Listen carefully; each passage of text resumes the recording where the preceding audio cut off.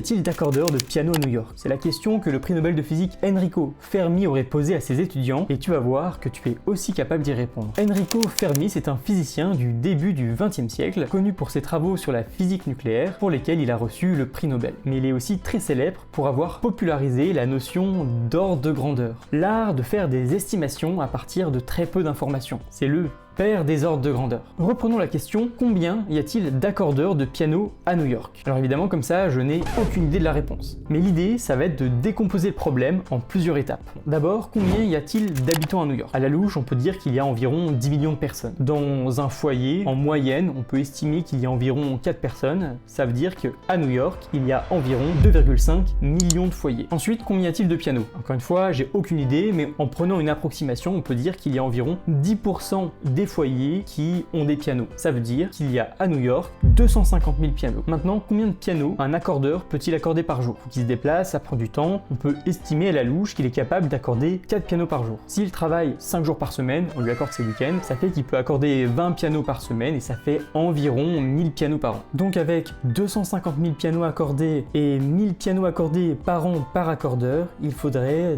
250 accordeurs de piano à New York. Bon, et si on vérifie sur le site du Bureau américain des statistiques du travail, on trouve que pour l'État de New York, en mai 2024, on avait 260 accordeurs de piano. Alors là, on est vraiment très proche, mais en fait, si on avait eu 100 ou 500, c'était très bien aussi. Avec les approximations qu'on a fait, l'idée c'est d'avoir le bon ordre de grandeur. Ce type de raisonnement en ordre de grandeur, c'est ce qu'on appelle d'ailleurs la méthode de Fermi. Avec Baptiste et Arthur, quand on fait de la randonnée ensemble, on se pose souvent ce genre de questions auxquelles on essaie de répondre avec des ordres de grandeur. Et en fait, c'est pour ça qu'on a lancé la chaîne Ordre de grandeur. Si la vidéo t'a plu, n'oublie pas de t'abonner et à bientôt.